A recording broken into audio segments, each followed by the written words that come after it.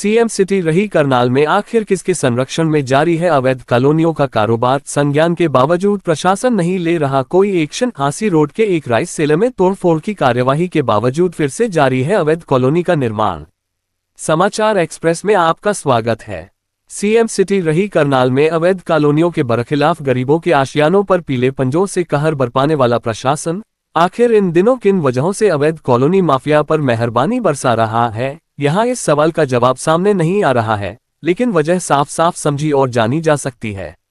ये वजह प्रशासनिक तंत्र और भू माफिया की आपसी मिलीभगत व भ्रष्टाचार के सिवाय अन्य कुछ भी नहीं, क्योंकि प्राइवेट अवैध कॉलोनियों का पूरा कारोबार कानून के विरुद्ध है। कहने को तो हरियाणा सरकार और करनाल प्रशासन ने नगर निगम क्षेत्र में प्राइवेट अवैध कॉलोनियां काटने पर कानूनी प्रतिबंध और सख्त हिदायतें लागू कर रखी हैं, लेकिन वास्तव में यहां प्रशासन की छत्रछाया तले यह अवैध कारोबार खूब फल फूल रहा है।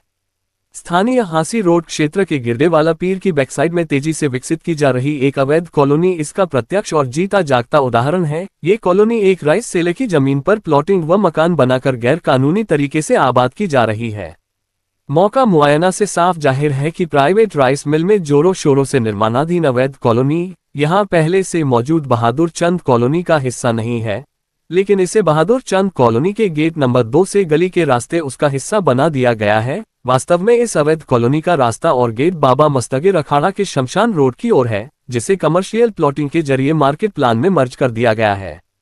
साइट प्लान के मुताबिक अवैध कॉलोनी माफिया ने शमशान रोड की बाहरी साइड कमर्शियल प्लॉटिंग और भीतर सड़कें बनाकर रेसिडेंशियल प्लॉटिंग कर मकानों का निर्माण तेजी से छिड़ रखा है। आखिर इसे किस तरह का भ्रष्टाचार कहा जाए कि करनाल प्रशासन और संबंधित विभागों के दुरुस्त संज्ञान के बावजूद यहाँ यह अवैध कॉलोनी काटी जा रही है।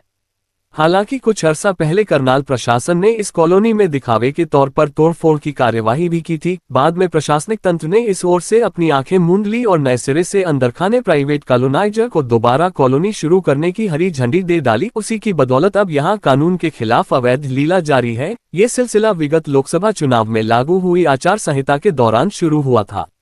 उसके बाद विधानसभा और निकाय चुनाव के भी हो चुके, किंतु अब तक इस अवैध कॉलोनी की तरफ डीटीपी करनाल के पांव नहीं पड़ रहे। सेले की जमीन पर विकसित हो रही अवैध कॉलोनी में बिजली के प्राइवेट खंभे इसकी सड़कों के किनारे खड़े कर दिए गए हैं। साथ ही दाएं बाएं से लंबी तार खींच कर लिए गए मात्र एक बिजली कनेक्शन के जरिए कॉलोनी में निर्माणाधीन मकानों में कई सबमर्सिबल पंपों को अवैध तरीके से चलाया जा रहा है। इस पर अचानक चेकिंग के दौरान बिजली विभाग से जुर्माना भी हो चुका है। बिजली विभाग ये भी स्पष्ट कर चुका है कि कॉलोनी में खड़े खंभे सरकारी नहीं है। इस अवैध कॉलोनी को विकसित करने में प्रशासनिक तंत्र और सत्ता के सियासी आकाओं की भूमिका को लेकर कहीं कोई संशय शेष नहीं रह जाता। विधानसभा क्षेत्र करनाल में इस तरह के गैरकानूनी प्रोजेक्ट बिना किसी परोक्ष संरक्षण के अंजाम नहीं पा सकते।